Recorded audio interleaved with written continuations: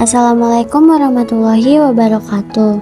Perkenalkan, nama saya Salsabila. Saya adalah salah satu siswi dari SMP Negeri 7 Buru kelas 9B. Di sini saya akan membacakan cerpen yang berjudul Ketika Laut Marah, karya Widya Suwarna. Sudah 4 hari nelayan-nelayan tak bisa turun ke laut. Pada malam hari, hujan lebat turun, gemuruh gelombang. Tiupan angin kencang di kegelapan malam, seolah-olah memberi tanda bahwa alam sedang murka, laut sedang marah.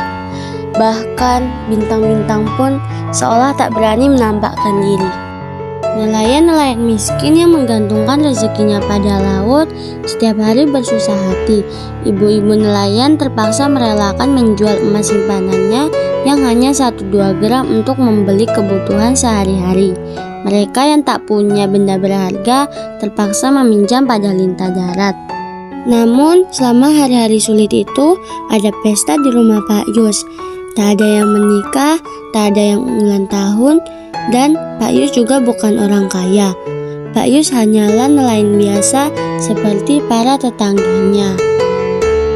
Pada hari-hari sulit itu, Pak Yus menyuruh istrinya memasak nasi dan beberapa macam lauk pauk banyak-banyak. Lalu, ia mengundang anak-anak tetangga yang berkekurangan untuk makan di rumahnya. Dengan demikian, rengek tangis anak yang lapar tak terdengar lagi, diganti dengan perut kenyang dan wajah berseri-seri. Kini tibalah hari kelima. Pagi-pagi Ibu Yus memberi laporan. Pak, uang kita tinggal 20.000. Kalau hari ini kita menyediakan makanan lagi untuk anak-anak tetangga, besok kita sudah tak punya uang. Belum tentu nanti sore Bapak bisa melaut. Pak Yus terdiam sejenak. Sosok tubuhnya yang hitam kukuh melangkah keluar rumah, memandang ke arah pantai dan memandang ke langit. Menjauh di sana, segumpal awan hitam menjanjikan cuaca buruk nanti petang. Kemudian ia masuk ke rumah dan berkata mantap, Ibu pergi saja ke pasar dan berbelanja. Seperti kemarin, ajak anak-anak tetangga makan. Urusan besok jangan dirisaukan. Ibu Yus pergi ke dapur dan mengambil keranjang pasar. Seperti biasa, ia patuh pada perintah suaminya. Selama ini, Pak Yus sanggup mengatasi kesulitan apapun. Sementara itu, Pak Yus masuk ke kamar dan berdoa. Ia mohon agar Tuhan memberikan cuaca yang baik nanti petang dan malam. Dengan demikian, para nelayan bisa pergi ke laut, menangkap ikan, dan besok ada cukup makanan untuk seisi desa. Siang harinya, anak-anak makan di rumah Pak Yus. Mereka bergembira. Setelah selesai, mereka menyalami Pak dan Bu Yus lalu mengucapkan terima kasih. Pak Yus, apakah besok kami boleh makan di sini lagi? Seorang gadis kecil yang menggendong adiknya bertanya. Matanya yang besar hitam memandang penuh harap. Ibu Yus tersenyum sedih. Ia tak tahu harus menjawab apa.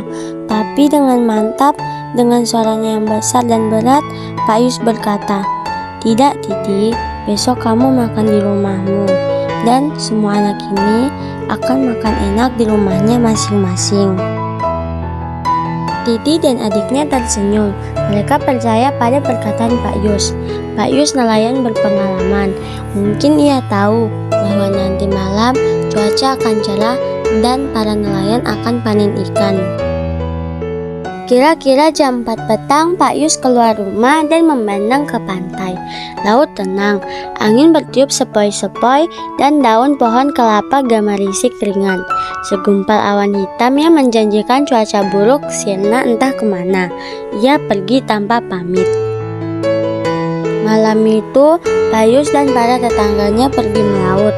Perahu meluncur tenang. Para nelayan berhasil menangkap banyak ikan.